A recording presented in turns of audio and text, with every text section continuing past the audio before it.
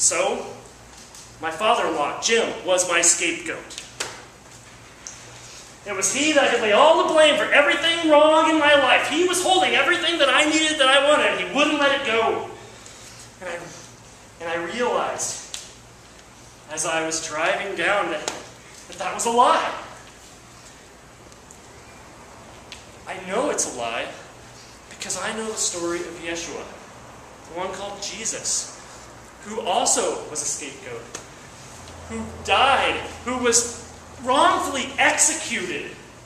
And Girardian would tell us that Yeshua came to show us that the scapegoat is in fact innocent. And so I couldn't any longer view my father-in-law as the source of our problems. But that doesn't solve the issue, because now who can I blame for all my problems? Without a scapegoat, we don't have any way of avoiding this endless rivalry over what we want and don't have.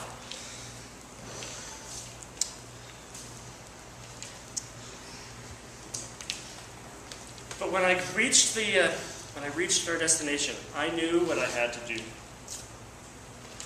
I went to my father-in-law directly and forthrightly, and I offered him my help. See, I never deal directly with my father-in-law.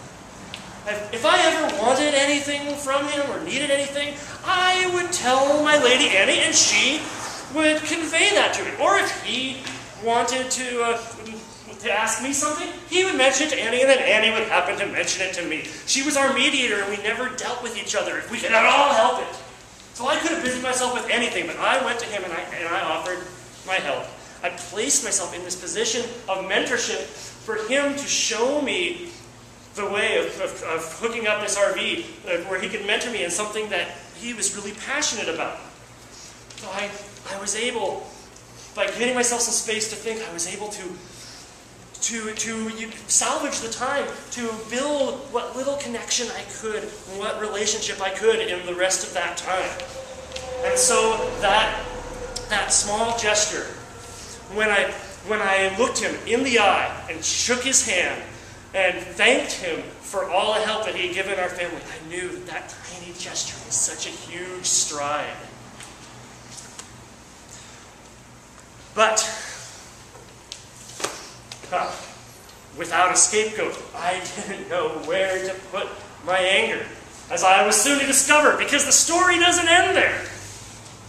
Now sure, my Lady Annie and I, and our darling daughter Neve, we gained ourselves some peace and some relief, and we felt our spirits lift out there, accompanied by trees and waterfront and sunshine, and away from the noise and the clothes and the stress of the city. And we felt our hearts fill with joy. And I realized that I had found some strength and power in myself through this sword. And so I acted on that.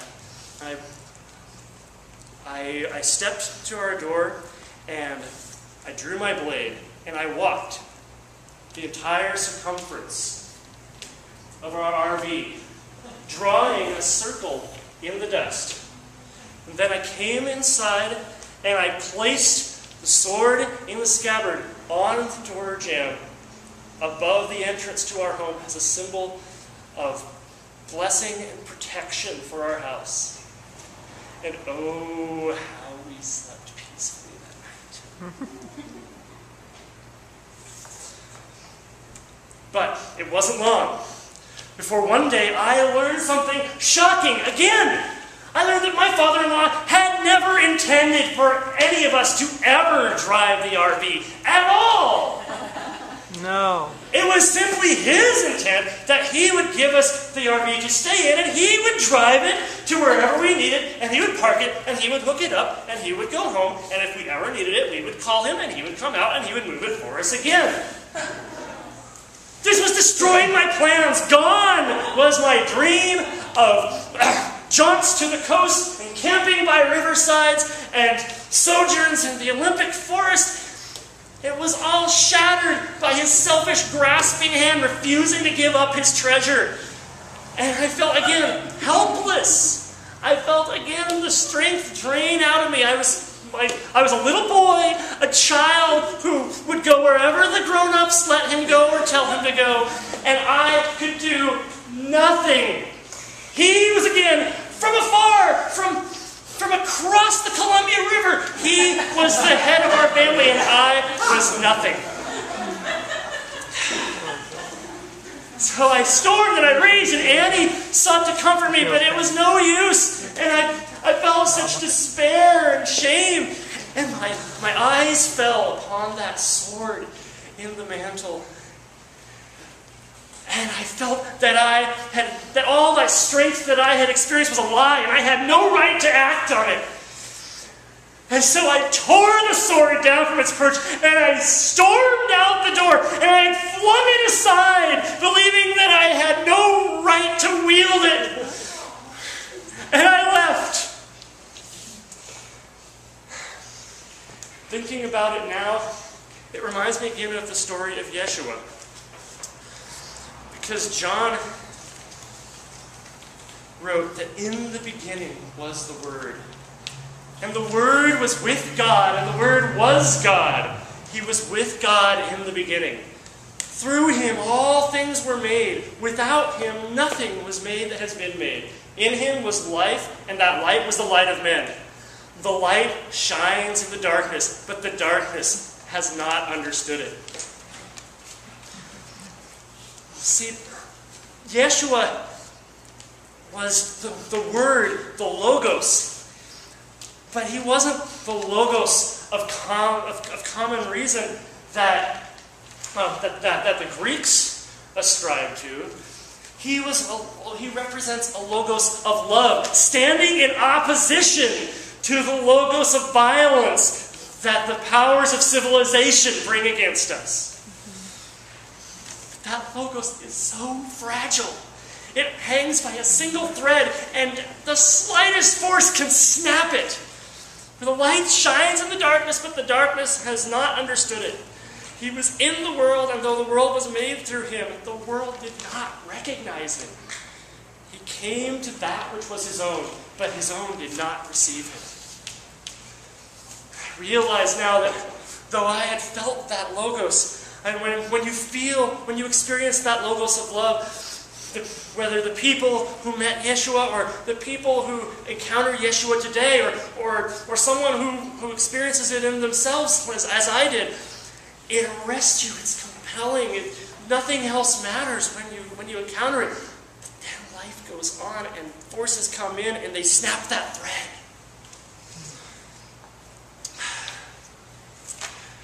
And so I had it and I lost it. And what was I to do? Well, I spent some time alone. And I came back to my family in a somber mood. And I was calmed down, and Annie was able to offer me better comfort. And she told me that when I had torn down that sword and cast it aside, she felt a protection leave that place. As soon as she said it, I realized that she was right. I had felt it too. I had cast aside the protection of my family. I had cast aside my strength. But that also meant that strength was real. And I realized that I could take it up again. And so, once again, I took up my sword from where I had discarded it. I drew the blade, and I walked the length of the motorhome, drawing a circle in the dust. And I came inside, and I placed that sword in the scabbard on the door jamb in blessing and protection for our home. And oh, how we slept peacefully that night.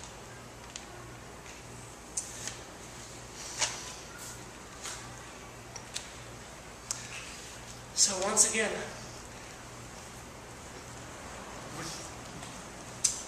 resting from my rage and frustration, and thinking of how to best apply my strength where it will do the most good, I knew what I needed to do. I went to Jim, and I came to him and spoke to him, and I told him of the dream that I and my family had. asked him if he would train me to drive the motorhome so that he would feel comfortable with me, with it in my care, and that I and my family could have our dream. And he said no.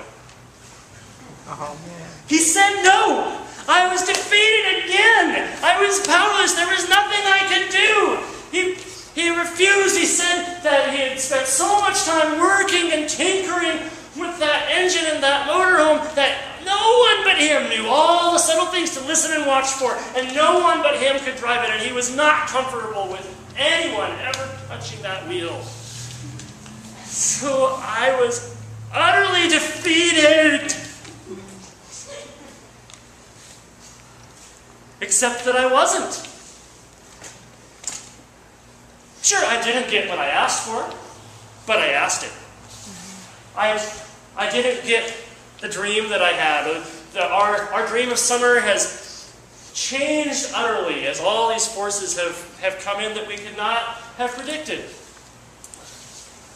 But I know that I stood up and asked for what I wanted and shared my heart with my father-in-law for the first time. And he shared his heart with me in return. I made an act of connection rather than an act of rivalry, an act of love rather than death. And I believe that it is those acts of connection that add threads to our single strand.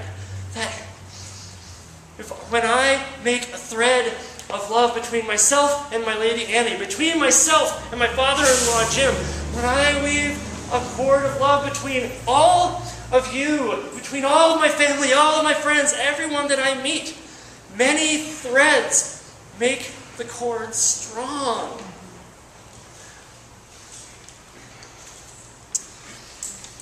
As John says, his own did not receive him, but to as many as did receive him, to those who believed in his name, he gave the right to become children of God.